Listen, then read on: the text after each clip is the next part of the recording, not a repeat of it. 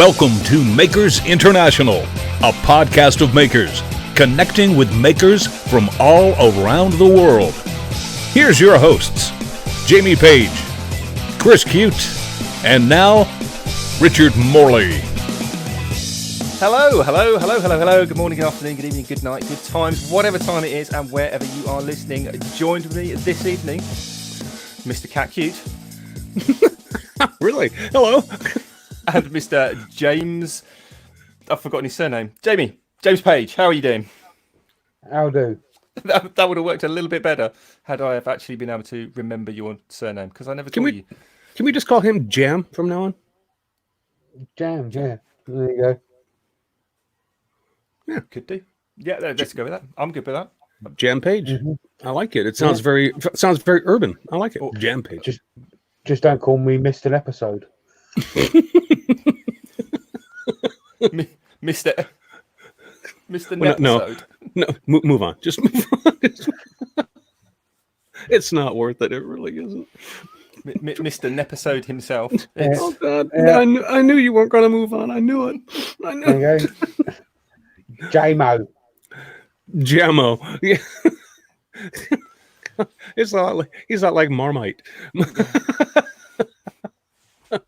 Jamie's very much Marmite, actually. just ask. Vicky. This name's just drifting out of my head.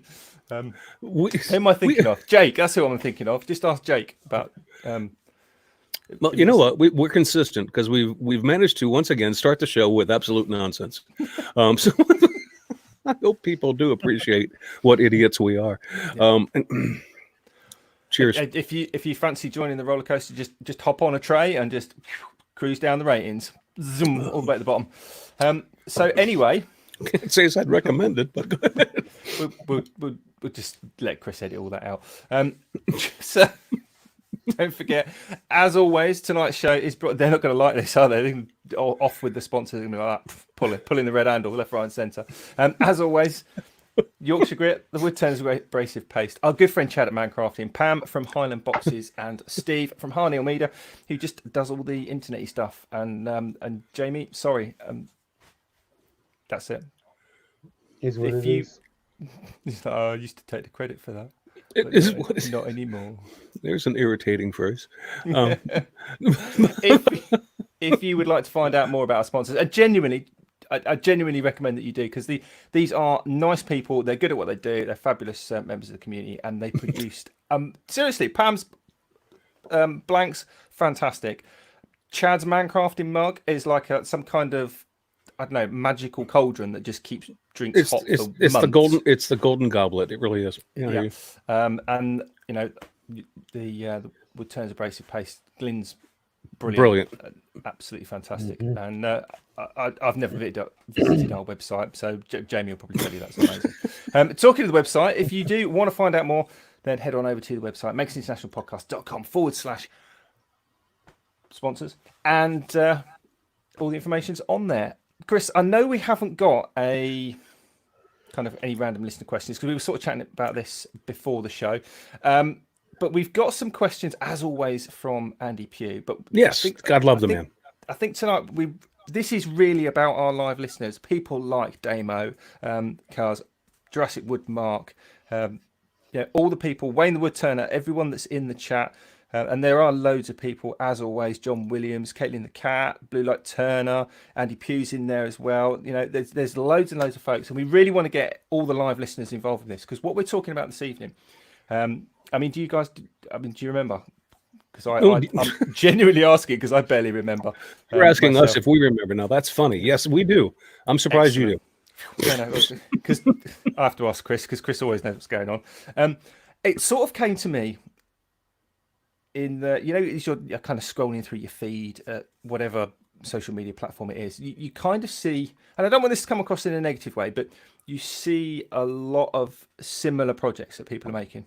And you go, I've made one of those, and I'd like to make one of those, and so-and-so made one of those a little while ago, and so-and-so got their inspiration from something else. And it doesn't necessarily matter what the project is, or even what the hobby that you've got is, whether you're into, I don't know, paper mache, model making, dioramas, metalworking, woodworking, crochet. It genuinely doesn't matter, because I think this actually applies to all interests and hobbies. And that's kind of those kind of deep set inaugural sort of rites of passage projects. Do you know what I mean? Like everyone, the sort of thing that kind of, in inverted commas, everyone's made, because everyone makes them at some stage, whether because it's part of a challenge or a need or whatever, a want or whatever. So I kind of thought, let's put like a little list together, have a little play. What are 5 projects that you just, are kind of a rite of passage to make?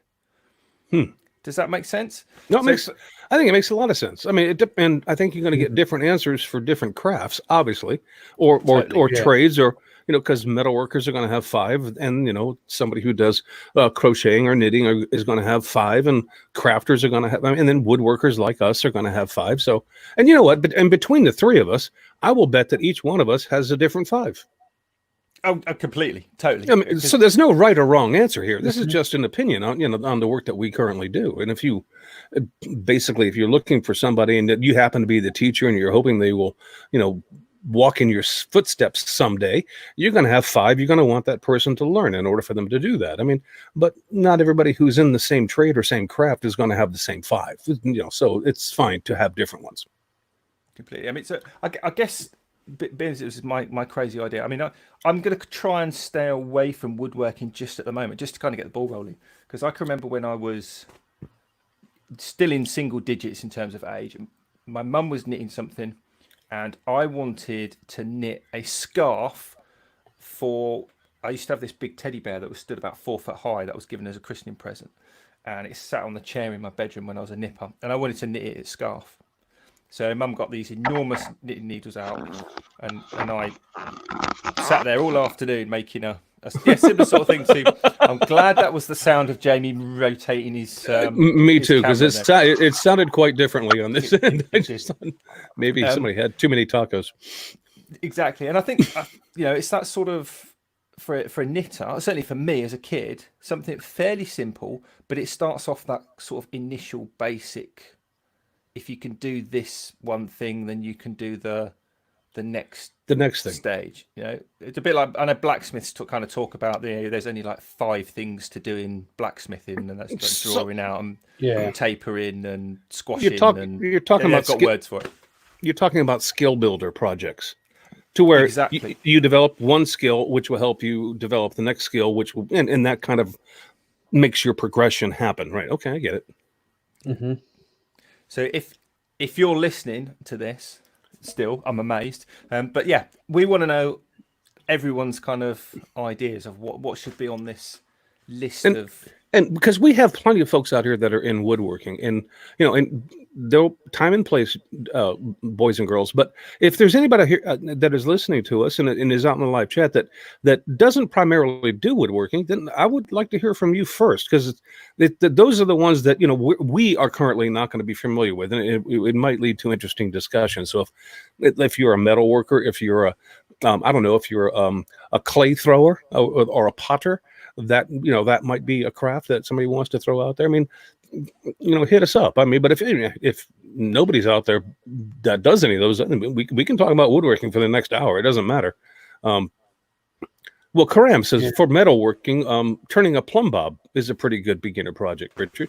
Yeah, Totally, because it's it's got those simple. That's almost like an apprentice sort of project, because you're facing off, you're getting diameters, probably putting a thread on it, knurling, machining a taper. It's just a tiny little piece of metal, but it's got quite a few little kind of stages that then translate to loads of stuff. I remember at college we did a toolmaker's clamp, very similar sort of, I mean, it's slightly a few more bits, but it's the same kind of knurling, threading, those sorts of things. So yeah, a totally plumb bob. Would you make that in a wood as well? It wouldn't be could quite so effective, but I mean, it would be a similar. It'd have to be a real dense hardwood, I would imagine. Something but you could make one out of wood, but you'd have to hollow it out and maybe put some I don't know, lead fish weights or something in it, and then cap it off. I mean, because a plumb bob really needs to have that weight, doesn't it? Yeah. I mean, to be efficient, it really needs to be.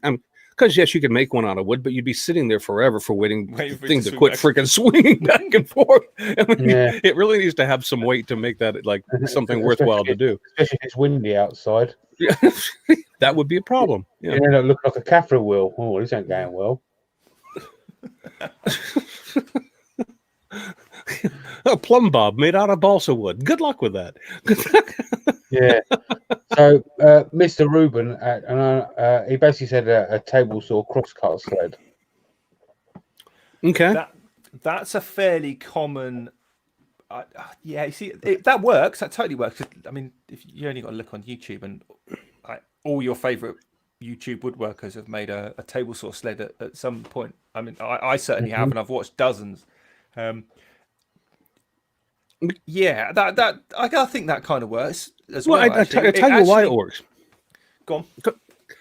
I tell you why that works, and I don't disagree with that at all. And that isn't on the list that I have today, but I understand that, because making an accurate, and this is the key word, because if you're going to make a table saw sled, you need to make it accurate.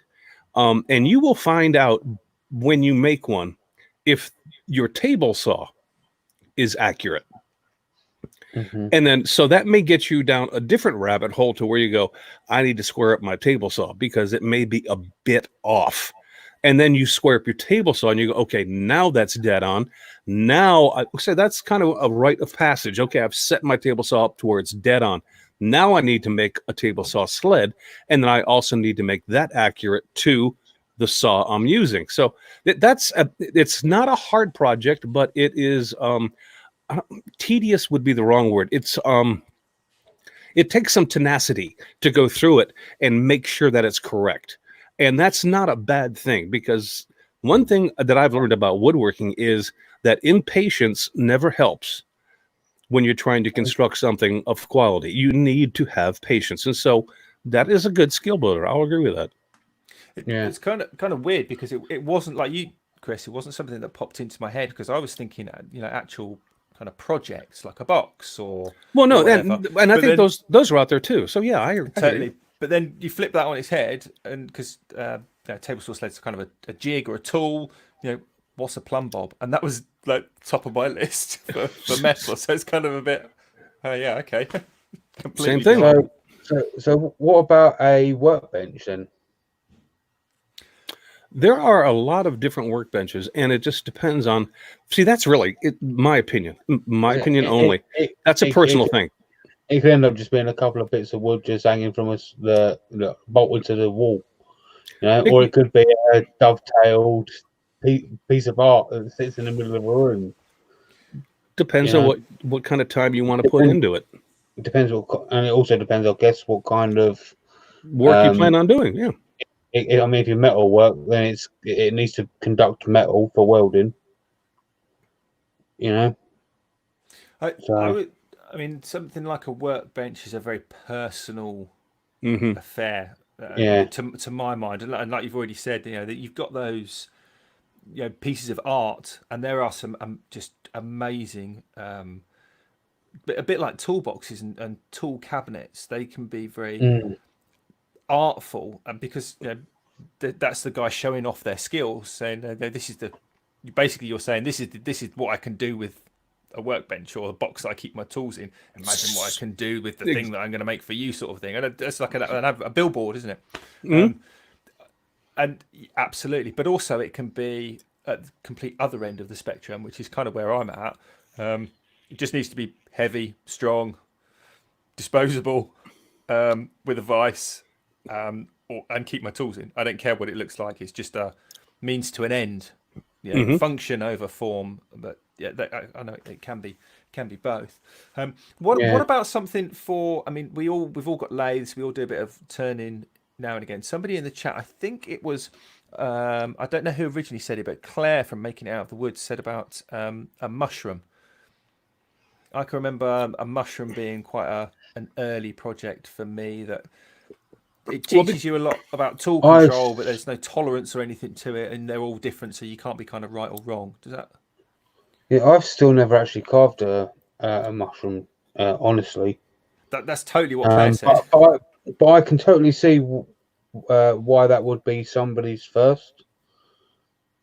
Like, I mean, there's outside turning, there's inside turning, there's spindle work.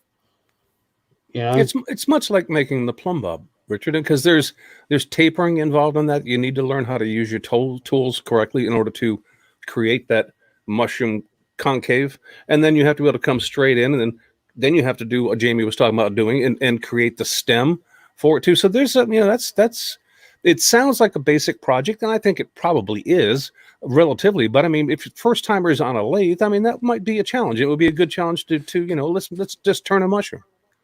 Kind of one of those, you could make it as difficult or easy as you right. Well, the first time out, you're going to try to do it as easily as you possibly can, and then the whole creative gear kicks in, and you go, oh, if I can do that, then I can do this, and that's so you're kind of building upon what you're doing. So that's kind of the 5 projects that we were talking about today is the topic of what we're talking about. And honestly, it doesn't matter how it comes out because there's no mushrooms that look alike. No, and it's all practice. Mine would look like one of those mushrooms that grows off from the side of a tree. It's just one of those. Oops, that broke. Okay, but it's still a mushroom. Okay, because I can. Yeah.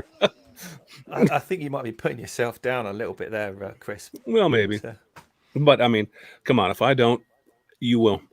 So that's very true. So yeah. Why not give it a go? Do you guys want to maybe give the gist of what we're going by to maybe give ours, or would you rather jump into some of Andy's questions at this point? What would you rather do? Go whichever way. Go where the conversation takes us. Well, then let's go to Andy, and because there's always time for us to talk about what we think.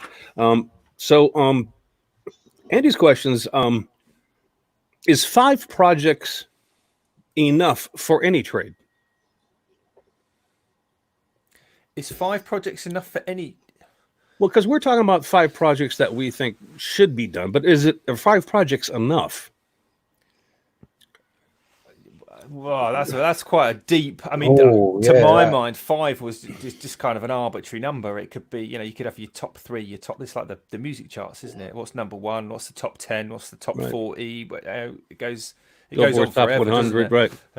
I mean, you could kind of throw that down to, if you put that in, I think it's metalworking. Like I said, there's 5 or 6 or 7 things that if you can do, you can weld, you can taper, you can make it whatever, not taper, not thin it out, but make it fatter and squash it. There's like a few things to do, and then you use some or all of those things in different shapes and combinations, and you can basically make anything. No, my answer to that is no, Andy. 5 is never enough, but there. I think we can all come up with 5 that will help get started. You build. I mean, that's what the whole thing. That's what the whole deal is you build upon things. Okay. The second question is, how many times should each of us how many times should each of the projects be done? How many times should you do each of whatever the 5 projects you have listed are? How many times should they be done? You keep doing it until you don't enjoy it no more. Well, my answer is you should continue doing it until you do it right. And you're pleased with it. Because my outlook today is going to be different, like I said, than Richard's or Jamie's on what 5 projects I would say. And so because I looked at this totally as a skill builder challenge. I didn't look at this as, the 5 things you should build to, forever. You should build a canoe, you should build a home, come on. But there are 5 projects that will help you in further projects down the line. So,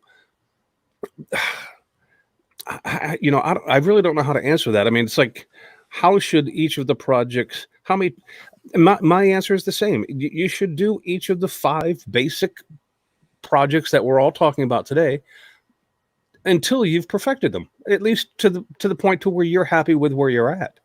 So, I mean, if it takes 20 times to get to that point, then okay, 20 times. If it takes you 3, then okay, only 3. There's no set answer to that question, in my opinion, but I'll let Richard chime in.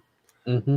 Well, I mean, I was looking at it or thinking about it from the point of view. It depends on where you want to take it. Are you are you looking at these to be a lifelong craftsman and career and all the rest of it, or are you doing it for your own amusement, or are you doing it because you need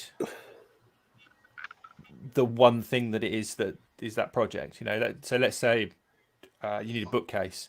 You know, do you need to build one bookcase because you need a bookcase, or do you need, because you don't necessarily go, I'm going to build 10 and use the best one for the rest of my life? So it depends on the setting as to what you want to get out of it, which kind of goes back to what Chris was saying. If you do it for the amusement and the fun, then maybe in part you'll always be, I mean, everything in woodworking is boxes at the end of the day. Everything in wood turning seems to be rather blue / provocative / above for over 18s. But yeah, we always joke about that, don't we? So it's sort of that's the keep sanding aspect of labor. Yeah, I mean, go back to the mushrooms. Do you want to do spindle work? Do you want to make, an extension of a mushroom could be staircase spindles? Do you want to be churning out all those things? It's the same techniques and skills, isn't it, to make a mushroom as it is to make a newel post or a table leg or something, but to a different degree. So where do you want to go, not how many. No, and Andy's chiming in here with this. He says context is everything, and Andy, I agree with you. Context is everything, and he says he's rebuilt 3 kitchens, and he certainly doesn't want to have to do another one. So, but Andy, there's a lot more that goes into being able to build that kitchen than actually building it, and that's kind of, we're looking more at the basic skills that you need in order to take on a project like that, rather than rebuilding an actual kitchen. Because if you're a first timer and you've just bought all brand new tools that people have told you you're going to need to do this and blah, blah, blah, but you've never used them before, there are some skills you're going to need to use or learn before you actually rebuild that kitchen. Okay. So, I mean, you're talking further down the line than we currently are with that, but I agree with you. I think my dad put up our kitchen with a nail gun. That's it. Andy's last question for us today, we'll get through this and then we can perhaps get on to what we think, as if everybody cares. Is there a single project that could replace the 5? So think of your list, and don't bring it up now, but is there I'm gonna say yes, regardless of the project, regardless of the craft, and because it's almost about those projects. When I was kind of, and so, do you ever kind of bring up a topic and we just wish you'd never mentioned it? Where it was in my head was those things that was the skill builder things. So cutting board. A cutting board. Cutting board's a classic one. It's a simple project, but you look at I forget the guy's names. MTM Wood, is it? That does like the yeah. Oh my God, that guy makes me. There are some insanely complicated pattern-based CNC cutting boards out there that chap makes, and they're just insane, and they are art. I'd be like, go anywhere near that with a knife. Are you mental? But at the end of the day, when you actually watch him making those, they are all the same process. Mm-hmm. Strips of wood, cut and glued together, then turned and cut and glued together. There's only 2 or 3 steps. You cut a bit of wood into strips, turn them 90 degrees, glue them all together. And that's obviously, I'm oversimplifying that. But if you keep doing that and you have different sizes of strip, you get the patterns and how you place them, and you can overcomplicate it. So I think if you had those 5 projects and went, well, that's that particular skill, or that emphasizes that particular skill, and then you could there's a project that uses all of those skills to some degree. Does that make sense? Mm-hmm. Just by complicating the process. If you can make a box, you can make a wardrobe. It's just a bigger box turned on its end. Mm-hmm. You see what I mean? Well, let's turn our attention to the 5 that, and hopefully, Jamie, Richard, you've prepared 5 to enlighten people with. But while we're going through ours, what I would ask the people in the live chat is to come up with your 5. And they don't have to, reflect ours. But once we get done talking about ours, we'd really like to spend the rest of the time that we have today talking about yours. So if you have 5, start thinking about them. You don't need to post them now because obviously we've got to get through our BS first. But anyway, who wants to go first? Jamie, Richard, which one do you guys want to take on your 5? Jamie, crack on. Yeah. Okay, so I'm going to start with a lathe. So one of the first things I made when I got to the lathe was a mallet. The reason why I made a mallet is if you put in the spur drive into the wood with a normal mallet, hence a metal-headed mallet, you could end up ruining your spur drive. So obviously you're gonna need it doesn't matter what it looks like, but it was basically just practicing a bit of spindle work. Didn't look like a T shape or anything like that. It was just basically just a little bit of wood about that long that was heavy that I could whack into it. So basically a mallet, and I still use that now. And obviously I've gone through 2 different lathes since then. So yeah, that was the first one. So projects wise, I would say the first projects to get into, again on the lathe, would be a pen. I think that's a good starter project. Was it a slimline? I bet it was a slimline pen. It was a slimline. Do you know what? I hate making slimlines now. So do I, but that is absolutely the first. I hate making slims. I think they're ugly pens. So do I, but that is absolutely the first pen I ever turned was a slimline pen. Yeah. Have you ever done the? I don't want to kind of stop the conversation, but this is a good point. Have you ever made the modified slimlines? So they're instead of the 2 parts, they're a single long tube. No, I haven't. No. Seriously, get a slimline kit and make the modified ones with the long body, so it's all one piece of timber. I mean, they're the way forward. That sounds a lot nicer. Yeah, they are. I'll have to have a look at that. Doesn't it have to be kind of a click pen though, Richard? No, totally. So, just very quickly, when you sorry, Jamie, we've hijacked your segment. I apologize. This is the thing. I've still got Jamie's page. Oh no, you're not allowed to do that again. You can't sing that again. You just wasted it. Go ahead. This is exactly what I was talking about with complicating the project. You take a simpler project that you then replace because it's got sort of an evolution of it. Yeah. So instead of gluing the brass tubes into both pen blanks, you glue them into one. Yeah, it's just one. You cut one blank that's just a wee bit oversized. You drill it all the way, but you glue one tube in one end, and then you assemble the pen around the other brass tube, so that when it, the twist mechanism bit that joins the 2 brass tubes together, you push the tube that's not in the blank into that section and then onto the end bit. And then you push the nib on the other end of the one that's glued into the blank, and then you slide the whole lot, tube, mechanism, and end, into the long end of the blank, into the body. It all the whole of the body twists against the nib, and you can get away with making them look a bit fatter, and because it's all one piece. They genuinely they look amazing. Okay, never tried that.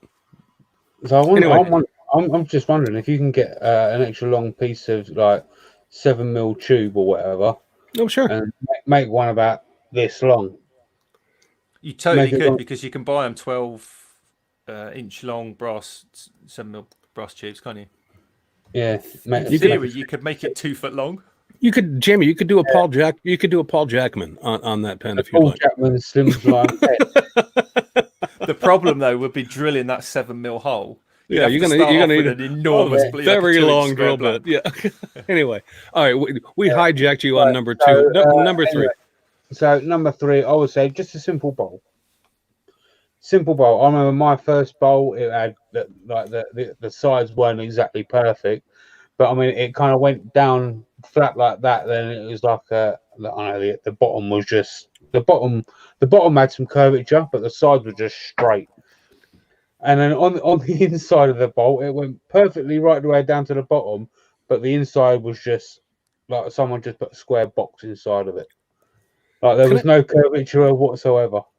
Can I admit to something that I did years ago when I first was using a lathe? I made this mistake because I didn't know.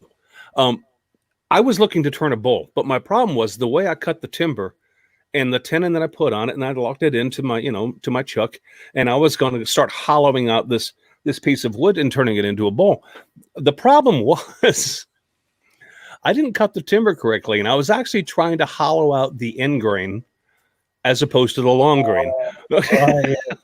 You want to talk about a bowl that exploded? I'm telling you, this thing, I'm lucky I wasn't in the hospital because it blew up like you would not believe. So even more basic than turning a bowl is knowing what way the wood should be going when it's on the lathe if you plan to do that. So yeah, I'm sure there are people that are extremely talented, much more talented than I, that could turn an ingrained bowl. I presently don't happen to be one of those people, nor do I ever wish after that incident to become one of them, because I'm just not going to practice that. That's just dangerous. Okay, Jamie, I'm sorry. So there's actually two more for the lathe, and I'm going to mention them both because I still think they're great beginner projects. And I'll mention both at the same time. The first one's going to be a spin top. Just a little spin top toy. You can shape it as much as you like. Just they're very quick, simple, and done. Right, and obviously you can color them up and whatever. The second one I'm going to mention is just a very simple lidded pot. And again, after you got the bowl, the lidded pot. Both of these, once you've done it and practiced it enough, you can start shaping them to whatever shape you want them to be. Different lids, you can start putting inserts in them, etc., etc. But you start with the first one, and I've still got my very first one of my bowl and my lidded pot and all that sort of stuff, and obviously the mallet as well. So that's that with the lathe. Onto the scroll saw. There's not really much you can really do with the scroll saw, but there is one thing I can say with the scroll saw, which was the first thing I made, is kind of to do with the scroll saw to kind of help you out with the making. It's kind of more of a jig than anything, and that's you just use your old blades and tape super glue, some CA glue, some sandpaper either side of the old blades, and use it as an oscillating spindle sander, as opposed to throw it away. So when you're using, if you're making little toys or any little projects, and you need to get into them tight nooks and crannies, then you can put that old blade back in that's maybe dull or whatever, or even use them pin blades because no one likes them. Put them back in the store with sandpaper glued either side of the blade, and like I say, put it on slow or whatever, and it acts as a little mini sander. It cleans up the edges. That's good advice. Yeah. Anything to speed up sanding after scroll sawing has got to be good. Yeah. Or you could just use a reverse tooth blade. No. Or you could not use a scroll saw and not have to worry. Okay, no, Jamie. Actually, awesome tips. You know what? I can't disagree with them. Richard, what are yours? Mine are actually fairly simple and fairly similar as well. So I've got the bowl. I haven't gone like one for the lathe, one for the flat, and all the rest of it. I've kind of just thrown things in here. So on the lathe front, a bowl. I don't think I've still got it, but I do remember my very first bowl. There's definitely photographs of it on my own personal Facebook. And like Jamie said, yeah, square-sided. Maybe just kind of put a 1/4-inch radius on the bottom, and then maybe mine wasn't square inside. Mine was basically a flat dish. Square. A flat dish on the inside to try and make it round, but on the outside, yeah, it's basically because I don't want to waste loads of wood, so I've got to make it out of all the wood.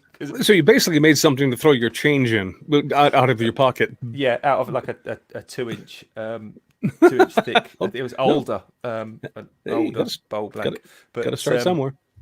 Yeah, totally. The another one was, and I think this was I saw this in the chat as well. Just a simple bench hook. I'm a big fan of function over form. So am I. I get a real kick out of making, like you said with the table saw sled, to make it accurate. Doesn't have to be accurate the first time. It could be make the sled to make a sled to make the sled to make the final one, and each one's more and more accurate. Mm-hmm. So for me, something like a bench hook is the classic, first first hold down, holding tool to make everything else a little bit easier. So, and that's 3 bits of wood. How hard can it be? And moving on from that, things like simple tools, like a sliding bevel. You can make them look nice. You can work with hard woods to get sort of practice with working with a different type of material, as in like a really hard wood against a soft wood, and how it reacts differently, etc., etc. But it doesn't need to be high tolerance. Something like a sliding bevel or a bevel gauge is the classic sort of intolerance tool, because as long as both surfaces are flat, nothing else has to be particularly. Yeah, it's much like making a beam compass. It's a trammel, a beam compass. Yeah, absolutely. Yeah. That falls in 100% in that same category. Whereas if you then wanted to develop that and finesse it, the ultimate then is like a square, because that's got to be accurate. Mm-hmm. Yeah. And along those lines, a toolbox. I can remember I've still got the first toolbox I ever made, and that was made from I think 16 gauge mild steel, and it was all about bending, and we actually had to work to bend allowances as well, and quite tight tolerances, but it was bends and joggles and double bends and spot welds and brazed, and all these different techniques that went into basically a tin box that got filled with all our other projects, so that the lecturers could keep all that rubbish in one particular place. And a bird box. I think I might have gone over 5 here, but a bird box is the classic one, isn't it? Mm-hmm.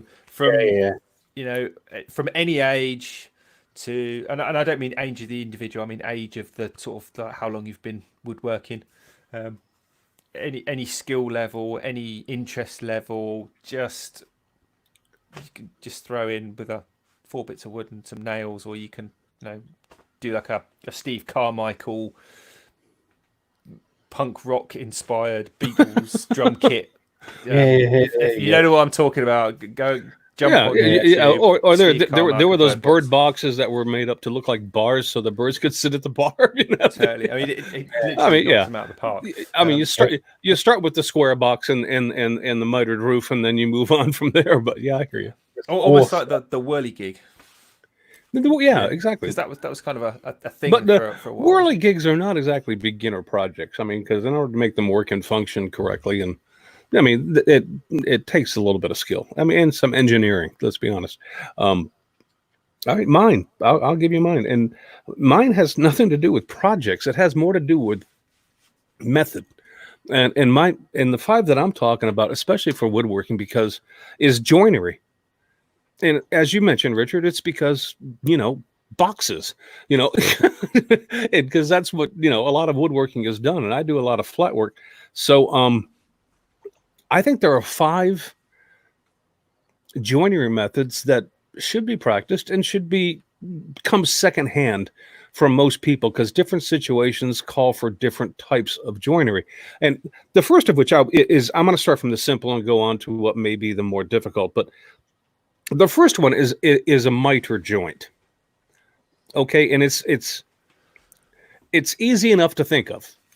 If you've got a miter saw that has a preset at 45, then you cut both ends of a piece of wood at 45 degrees. You cut another piece of wood that is the same size at 45 degrees. Then you cut 2 more that maybe be longer or shorter, whatever the case may be. And then you want to all fit them together. But here's the issue with miter joints. You start with board 1, and it's got the 45-degree angles on both sides. And then you put board 2 next to it. Nice, tight-fitting joint. That looks good. Board number 3, put it down there. Nice, tight-fitting joint there. Board number 4, that corner, nice, tight fitting. But when number 4 meets number 1, you may see a gap. And that's not your skill that is being diminished. That's simply the inaccuracy of the tool you are using to create those 45-degree joints. Because if you know what I'm talking about, then you know that any minor mistake, off angle mistake, will compound itself as you go around, and it will create a problem at the final joint. So miter joints are not hard to do, but they're hard to perfect because it requires you to hone in your tool to make that 45-degree angle. Now, if you don't have a miter saw, a lot of people use a table saw. And they will set their table saw to that little gauge on the front of the table saw that says you're now at 45 degrees. And I will almost guarantee you that you are either going to be at 46 or 44 degrees and not 45, according to that man.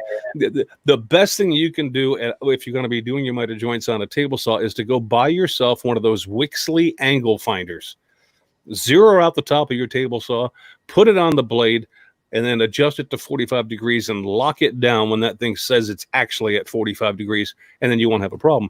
But miter joints sound simple, but to perfect them requires you to hone your tool in to make it actually friggin' work. So joinery, miters. The second one I would say is half lap. A half lap joint is used a lot in woodworking, and getting it so that you're cutting each piece of wood so that when you marry them together, they're flush against one another is not tricky.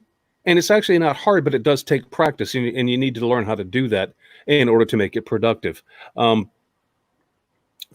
Dowel joinery, I think, is an important one to use. And I'll tell you why I say this, because dowel joinery, if used correctly, can replace dovetail joinery, especially on drawer fronts.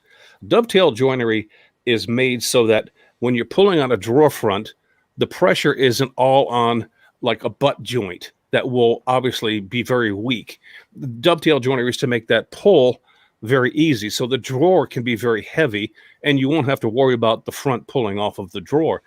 Dowel joinery does the same thing, except that it reinforces the joint from the sides into the front piece, so that when you're pulling the front piece, you're pulling the entire drawer and there's no weakness there. So dowel joinery, in my opinion, is not only a lifesaver, but it takes less time than hand cutting dovetails. Trust me on this one, okay? Because I've done both.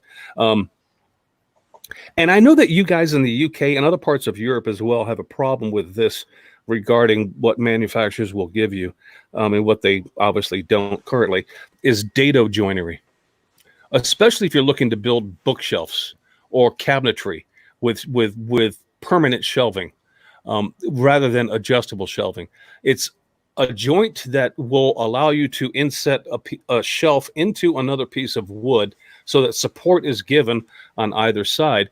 And if you have a dado blade here in the States, getting that dado blade honed in to make that dado cut equal a nice tight fit for the board you want to join into it is a skill you need to practice, and you need to learn your tools to do that. And again, this is not hard. This is just you learning basic skills in order to get things done. And the last joint that I would say, as far as joinery goes, that I think every woodworker should learn to use eventually, is a mortise and tenon joint. Now, whether you have to hand cut that mortise yourself, or if you have a mortising machine or a mortising attachment, is up to you. But the strongest joint, especially if you're looking to build beds or something that's large that you do not want it to come apart, is a mortise and tenon joint. And you can even reinforce a mortise and tenon joint in some cases with a dowel to make it even stronger. It's just one of those joints. And so I'm not talking about projects here. I'm talking about methods. And once you got the method, you understand how and why, then you know how to, then when you move on, it becomes secondhand to you, and you know which one will work in which circumstance and which one is not needed. Do you follow me? Yeah, 100% there, Chris. I mean, I absolutely agree with everything you said there with regards to joinery. And all you've done is you've looked at the same question, but from And the approached other it in five different ways. the other Yeah. side of the fence. Yeah. Because all of the projects that everyone's mentioned so far are put together somehow. Even when you're talking about the bowls, Mm-hmm. you know, if you're putting your bowl into a chuck, then you're either putting it in with a mortise or you're putting a tenon on there to attach it to your scroll chuck on your lathe. So there's still joinery going on in a lot of those. And I would think I would have put miters at the end. Miters for me, not just 45 miters. I mean, squares to 45s. Octagons. I mean, it can go. Octagons, It hex, can go. you start. They just become a nightmare. They do. To me, a mitre joint is like, well, it's just you just cut it at 45 and 45, and then it's all 90 degrees, and then you can do picture frames and stuff, and it's all classic. It's really easy. It's like the simplest joint there is, and you're like, no, they're No, actually, it's not. They are the Tuesday morning of the work week. Mm-hmm. Seriously, they are. Yeah, it's not Monday morning anymore, but we're cruising through the week, lads. But it's only Tuesday. There's still 4 days to go. Don't big yourself up. You're not the height. You're not Friday. Don't pretend that you are. They are to get right. I think and I think that puts a lot of people off because people go into it going, "Oh, it's only a miter. That's really easy. You just do this and you do that, and then you're like, whoa," and then you get discouraged, and then you sort of, is it me? Is it the tools? Is it both? Oh, I can't do this, and you lose faith. And well, 9 times out of 10, it's not you; it's the tool, because when you try to join piece number 4 to piece number 1, and you see that gap, all of a sudden you're in horror. Especially if you're trying to build a picture frame. A picture frame is supposed to look tight and square at every corner, and having 3 corners look that way and 1 that doesn't just is not a good deal. But you have to learn. You have to learn it and understand what the problem is in order to fix it. So if you're not willing to understand the problem, then you're never going to be able to fix it. So, that was kind of my point with the miters. And then we can talk about reinforcing miters and things down the line there. But for the purposes of our discussion today, I just thought I'd keep it that simple. Totally. I mean, I'm not personally a big fan of the dowel joints on their own. Well, I do. I'm a big fan, so we disagree there, but that's fine. I mean, in terms of strength, absolutely. I think they're underrated, but I don't like them because they're a nightmare because you've got to go, I've got this piece of wood on this side, I've got to drill the hole in that way, and then I've got the hole that's got to go on that to go in the other way, and then I've got to get more than one so it doesn't twist, and they've all got to line up perfectly. Otherwise, well, have you not seen those little metal things with a point on them that you can play? It's like it's very easy to marry those up as long as you, especially what you would call a pillar drill. I mean, I call a drill press. It's very easy to keep those square and make it happen. So I mean, I'm going to disagree with you on that. Totally, it's a personal preference thing. Mm-hmm. Yeah. Oh, yeah. Okay. Yeah. Absolutely. But to dowel or peg a mortise and tenon, I mean, that's how they put timber frame buildings together. Yeah. And you don't even have to glue that. You just have to. You just have to wedge it. Yeah. Wedge it. That's just a wedge. Yeah. The classic one. We're going to have some good stuff in the chat here, I'm sure. Jamie, have you seen anything? Chris of Dragon Tail Turnings is biscuit joints. Biscuit joints are good for leveling, especially if you're looking to glue panels together. But they're not intended to be structural components. They're intended to be open worms everywhere. No. And I'm not gonna open that can of worms because anybody who's got a biscuit joiner and who has biscuits, you can look at them, and they're really the structural integrity of a biscuit really just isn't there. I mean, they're more for leveling and keeping things together than they are to provide support, in any direction. It's just it's a way to keep yourself together. Totally. Yeah. Well, what about dominoes? Dominoes is a different story because that's actually a loose tenon and actually can replace what I was talking about with dowels. So I mean, a domino, I would love to have a domino, but I refuse to pay the price for one of them. That's just ridiculous. I think the advantage that a domino has, because its elongated shape, is that you only need one and it doesn't twist. Right. because it's not that's the pin basically. Well, it's a There loose is that. tenon joint, is what it is. It's called a loose tenon joint. Yeah. Yeah, and also it's got such huge range of sizes as well. Mhm. Yeah. So you don't get that with biscuits for one thing. Well, and there are small biscuit joiners and there are large biscuit joiners, but yeah, so but the actual biscuits are only three yeah, sizes, aren't they? 0, 10, and 20. you've got two choices as opposed to several. I hear you. Yeah. Yeah. Andy Hill from Age of Spokes says that he's mentioning an axe and a hammer and chisel because of the Viking that he is. You know what? I mean, if you're a metal worker, then I would agree with that. I don't know how easy it would be to actually. I mean, I guess a basic axe and a basic chisel probably wouldn't be that hard. If you want to make it look good, that's when you're talking about advanced metalworking. But yeah, I mean, you're talking about forming metal into an edge that you can then sharpen. That seems pretty basic to me. And I'm not a metal worker, but I'm talking out of my rear end here because I'm just thinking to myself, that sounds like something basic, but having never done it, I'm not even going to pretend to be an authority on it. I mean, you'd have to tell me. But another good one from the other side of that would be to rehandle either a hammer, an axe, or a chisel. Mm-hmm. Yeah. Because you could do them all on the lathe. You could do none of them on the lathe, whichever way you chose to fight that. Right. I love rehandling hammers. I find it quite therapeutic, and also kind of stick it to the man. It's like you break a handle, you're like but no worries. I'm not going to buy a new. I'm not spending more money. I'm going to do it on the cheap. I've got a new hammer again. Ian just says, I just looked to see how much those domino machines are. Why are they so expensive? Well, Ian, it's because they're intended to be sold to professionals who are going to use them, 5 days a week, 9-10 hours a day. They're not intended to be used by guys like me that kind of go out in my shop to have fun. They're intended to be used by people who are going to make that money back in a hurry. I'm not gonna poke fun at people who are woodworking hobby people who've got both types of domino machine at all. Don't get me wrong. You no, if you've got the cash and you don't mind spending it, then by God love you. From the kind of to answer the question is to put it into perspective for, was it Chris that may have been Ian, wasn't it? Ian, sorry. So to put that in perspective, Ian, from my point of view, I bought one as a tradesman for one job, and it was cheaper to buy that machine and do the job than it was to do it with the existing tools. Cheaper for me, cheaper for the client.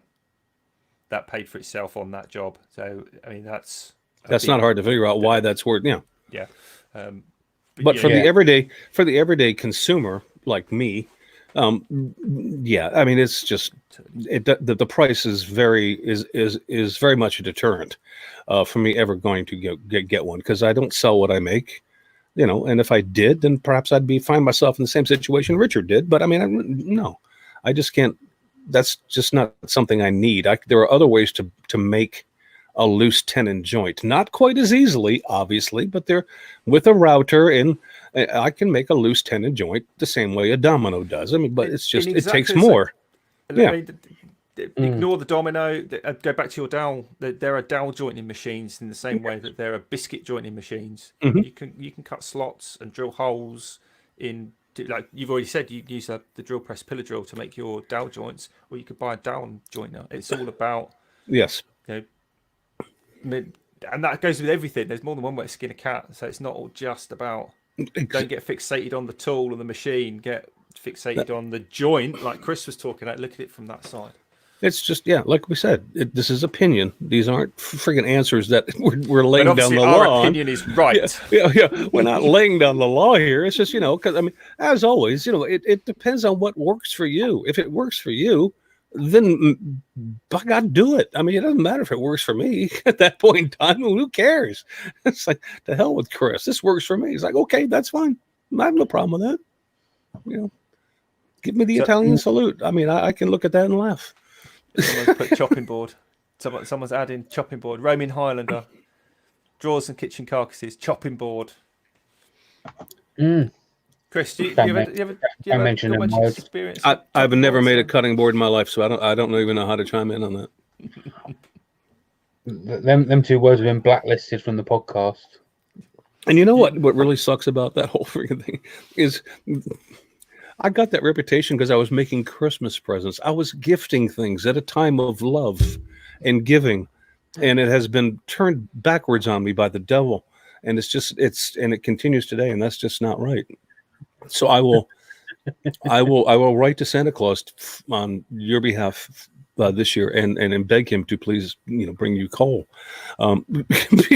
because you do not deserve my love. Anyway. Jamie, we're about done here. You want to do your thing and don't sing it, damn it. If you do, I've already sung it once, so now we're going to go to Chris's corner, but I'm going to hijack it. Okay, go ahead. Right. So, obviously, unfortunately, everyone has probably heard the news by now of Maker Central being cancelled due to the pandemic going on around the world. Boo. So yeah, it's been cancelled. Apparently, the new dates have been set to the 1st and 2nd of May, 2021. So keep that down in your diaries. So anyway, with Maker Central in mind, I'll refer you to the website, our website, makersinternationalpodcast.com. And if you need stickers for the event, or if you need stickers in general, go to the website, go to the top of the page where it says stickers, click that link, and get £20 off at checkout. It is a one email, one use kind of deal. So if you've used used your email and got your stickers from that website before, set up another email. So it's as simple as that. So yeah, there's that. That's it for Chris's corner. We're not getting a jingle made. Don't worry, anybody. Go ahead. Right, my shout out today. There's 3 reasons why I'm shouting this person out. 1, she's awesome. 2, she makes cool stuff. And 3, she is a stone's throw away from her first big milestone of 1,000 subscribers. That is Claire Mason from Making Out of the Woods. So a recent video, she made a clock out of them little candy balls called Millions. I don't know if you remember them. I don't know if you don't even know if you have them over in the States, do you, Chris? I don't think. Well, not by that name. No, not that I'm aware of. Anyway, they're kind of like a chewy candy. She basically dipped a load of them in resin and turned it all on the lathe, and made a clock out of it. It came out pretty cool. So that's awesome. So that's my shout out, is Making It Out of the Woods. I'm going to post a link into the live chat of her channel now, so people can go over and subscribe right after the show. And hopefully by the time we go off air, she's 8 subscribers away right now. So hopefully by the time we go off air, she'll be at her 1,000. Awesome. And congrats beforehand, Claire. You deserve it, and much more. There you go. It's in the chat. Richard, you got something? I do. I've just been desperately trying to find it because organised as I am and all that. Do you remember a few weeks ago I did a shout out for there was a non-maker related video about explaining the pandemic to myself 3 months ago? Yes. Yeah. Hilarious video. She's done a follow-up of it, which is explaining it to my past self, part 2. So it's June 2020 explaining the pandemic to April 2020. It's hilarious, but what makes it even funnier is if you watch the first one and then watch the second one straight after. It's like a double take. Priceless. Absolutely hilarious. Brilliantly done. It's definitely worth a watch. It's like 4 minutes long. Who is it? Oh, now you're asking. I've got to be like... Hold on. I might have it. Julie Nolk is the channel. It's quite a big channel, 300 and some odd thousand subscribers. But it's just hilarious. It's like the little things that make it make it funny. The little things that you don't actually realise that you find funny. Julie Nolke, Nolke. Okay, That's got the it. one, yeah.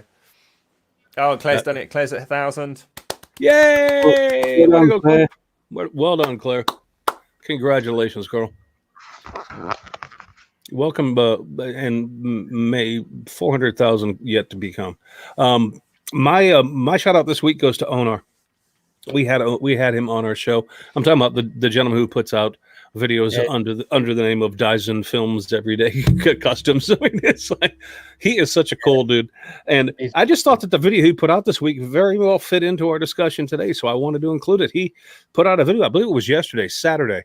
So if you're listening on Wednesday, it was last Saturday he put this out, I believe, and it was 6 must-try knife making tips. And even if you're not into knife making or metalworking, he actually has some tips in there that you may look at and go, hey, you know what? I could use that if I do. You know, it's one of those kind of videos where you kind of maybe I don't, because obviously I don't do metalworking and I don't make knives, but I walked into that video looking at it and I went, you know, that would work for this and this might work for that. So I just thought it was worthwhile. So Dyson Every Film Customs, our friend Onar, if you have an opportunity to check out that video, then go do it.